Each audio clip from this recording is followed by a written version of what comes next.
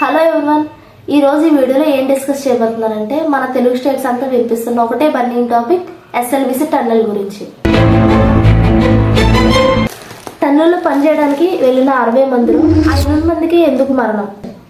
అసలు ఈ ప్రాజెక్ట్ ఎందుకు స్టార్ట్ చేసేది? అసలు దీని బ్యాక్ స్టోరీ ఏంటి? ఒకసారి జాగ్రత్తగా వినండి. ఈ ప్రాజెక్ట్ ఇప్పటిది కాదు, ఉమ్మడి ఆంధ్రప్రదేశ్ ఉన్నప్పుడు చాలా గవర్నమెంట్స్ ఫామ్ అయ్యాయి, చాలా చీఫ్ మినిస్టర్లు మారారు, కానీ ఈ ప్రాజెక్ట్ ఇంచు కూడా కదలలేదు.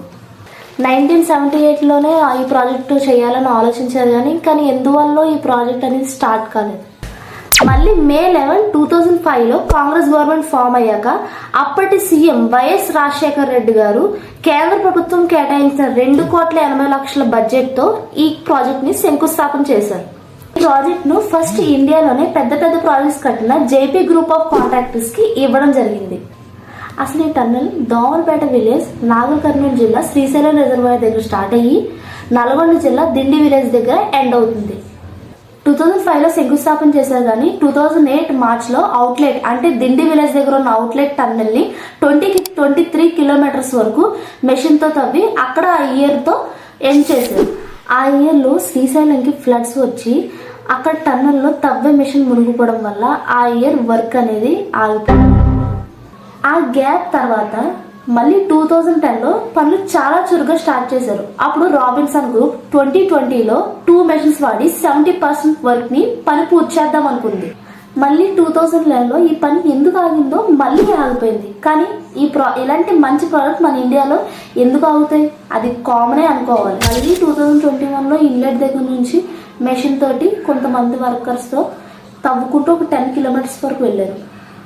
అక్కడ ఒక దట్టమైన అడవి, మట్టితో కూడిన ప్రదేశం వల్ల, మట్టి మెషిన్లో ఇరుక్కుపోవడం వల్ల, నీళ్లు మెషిన్లోకి రావడం వల్ల భయంతో అక్కడ ఆ ఇయర్తో గ్యాప్ ఇచ్చారు. అసలు ఈ ఇయర్ 2025 అంటే మొన్న February 22 Saturday 8 AM అసలు ఏం జరిగిందంటే, చాలా మంది వర్కర్స్ చాలా స్టేట్స్ నుంచి, జార్ఖండ్, అస్సాం ఇలా అనేక స్టేట్స్ నుంచి లోకో ట్రైన్ ద్వారా టన్నుల్లో ప్రవేశించారు. ఎక్కడైతే 2021లో పని 10 కిలోమీటర్స్ దగ్గర ఆగిందో అక్కడి నుంచి పని స్టార్ట్ చేశారు. అక్కడ మెషిన్ తోటి 3 కిలోమీటర్స్ వరకు తవ్వారు. కానీ ఈ టన్నుల్లోకి 60 మంది వెళ్ళారు. కానీ ఈ మెషిన్ లో ఉండేది 60 మంది ఒకే చోట ఉండరు. కొంతమంది ఫ్రంట్ పార్ట్ ఉంటారు, కొంతమంది మిడిల్ పార్ట్ లో ఉంటారు, కొంతమంది చివరిన ఉంటారు. అయితే ఎక్కడైతే 10 కిలోమీటర్స్ దగ్గర వర్క్ స్టార్ట్ చేశారో అక్కడ ఒక పెద్ద శబ్దం వచ్చింది. అది ఏంటని చూస్తే పైనుంచి పెద్ద పెచ్చులు రావడం, వాటర్ ఫ్లో అనేది ఎక్కువ అవడం, ఎందుకో వీళ్ళకి అనుమానం వచ్చి అందరూ పరిగెత్తారు. అప్పుడే ఇంకా పెద్ద పెచ్చులు రావడం, మిషన్ అనేది ఆగిపోవడం, జనరేటర్ ఆగిపోవడం, ఆక్సిజన్ అనేది తగ్గిపోవడం చూసి అందరూ వెనక్కి పరిగెట్టారు. వెనకాల ఉన్న వాళ్ళందరూ పరిగెట్టారు, కానీ ముందున్న 8 మంది ఆగిపోయారు. ఆ వాటర్ ఫ్లోకి ఒక అదృష్టవశాత్తు 3 కొట్టుకొచ్చారు.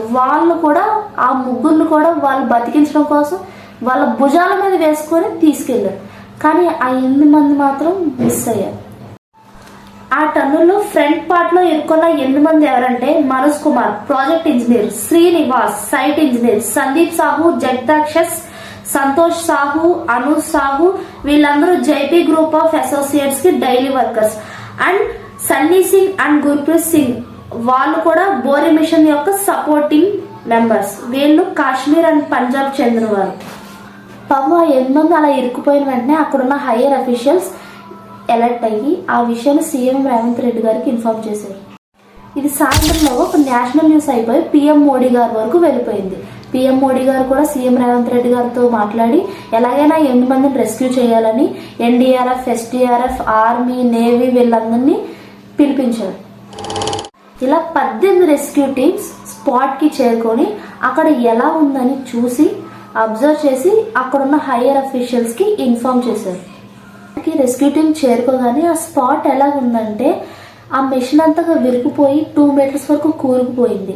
అక్కడున్న వాటర్ బురదతో కలిసి 3 feet వరకు వచ్చింది. అక్కడ ఎవరైనా ఉన్నారేమో అని పెద్దగా కేకలు వేసి అరిచారు కానీ అక్కడ ఏ అలికిడి మాత్రం వినిపించలేదు. ఇంకా వెంటనే ఆ 8 మందిని కాపాడాలనే ఉద్దేశంతో చాలా ఫాస్ట్ గా సాటర్డే నుంచి 1 week వరకు పగలు రాత్రి ఏ విశ్రాంతి లేకుండా ప్రతి బృందం కష్టపడుతూనే ఉంది. అక్కడ ఉన్న కన్వేయర్ బెల్ట్ మీద లోపల ఉన్న మట్టిని రోజు తీయడం, అక్కడ ఉన్న వాటర్ని లోకో ట్రైన్ ద్వారా తరలించడం జరిగింది. పర్సెంట్ హోప్ ఉంది వాళ్ళు బతుకుతారని, కానీ చివరికి ఆ టన్నెల్లో వారు డెడ్ బాడీస్గా కనబడ్డారు. ఈ మంచి ప్రాజెక్ట్ ఎలాగైనా కంప్లీట్ కావాలని అండ్ ఆ 8 ఫ్యామిలీస్కి గవర్నమెంట్ ఆర్థికంగా సహాయం చేయాలని కోరుకుందాం. Okay, that's for the video guys. మా కంటెంట్ మీకు నచ్చినట్టయితే సబ్స్క్రైబ్ చేయండి, అలాగే లైక్ చేయండి, మీ ఫ్రెండ్స్ అండ్ ఫ్యామిలీకి షేర్ చేయండి.